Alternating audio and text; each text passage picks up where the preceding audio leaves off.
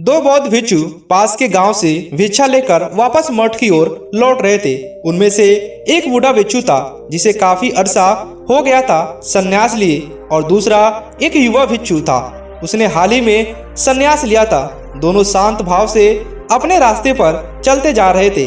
रास्ते में एक नदी पड़ती थी जिसको पार करके जाना पड़ता था। आजकल बरसात के कारण वो उफान पर थी। जब ये दोनों उसके तट पर पहुंचे तो उन्हें वह एक स्त्री दिखाई दी जो नदी पार करने की कोशिश कर रही थी। वह इतनी सुंदर थी कि किसी अप्सरा से कम न प्रतीत होती थी। पानी से भीगे उसके वस्त्र के नीचे से उसके सुकोमल अंग झांक रहे थे। सोनाभूषण उसके रूप से अनुपम दिव्यता प्रदान कर रहे थे। जब भिक्षु उसके पास पहुंचे तो उस स्त्री ने उनको प्रणाम किया और बताया कि वो यहाँ के राजा की कन्या है जो शिकार खेलते हुए भटक गई है। नदी के उस पार उसका नगर है। उसने विनती की कि कृपया करके उसे नदी को पार करवा दे। नदी का वेग इतना ज्यादा है कि मैं अपने शरीर का संभाल नहीं पार कर पाऊंगी। दोनों भिक्षुओं ने नदी की ओर देखा। किनारे के उबड़ खाबड़ पत्थर, तल की चिकनाहट और ऊपर से धारा का वेग, कुल मिलाकर उसे पार कर पाना किसी कोमल मनुष्य के लिए अत्यंत कठिन था। परंतु समस्या सिर्फ यही नहीं थी, समस्या एक और भी थी। गौतम बुद्ध ने भिक्षुओं को नारी से दूर रहने को कहा था, इसीलिए वो उसको पार नहीं करवा सकते थे।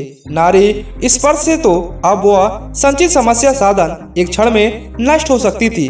बुद्ध भिक्षु अभी यह सोच विचार ही कर रहे थे कि युवा भिक्षु आगे बढ़ा।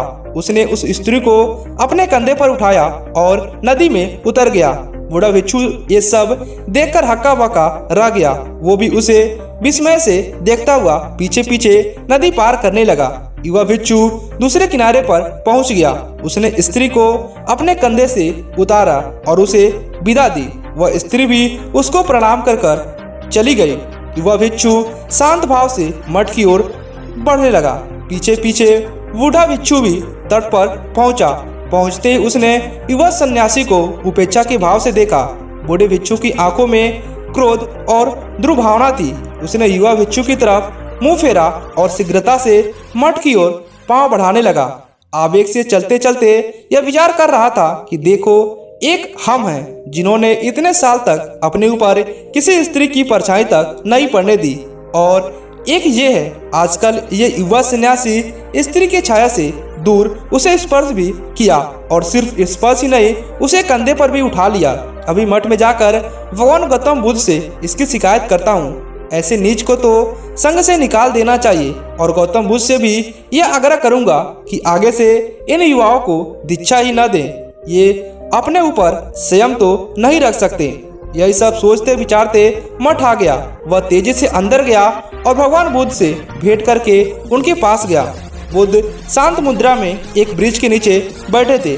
बूढ़े भिक्षु ने उन्हें प्रणाम किया और सारा किस्सा सुना दिया कि कैसे उस युवा भिक्षु ने उस स्त्री को नदी पार कराया।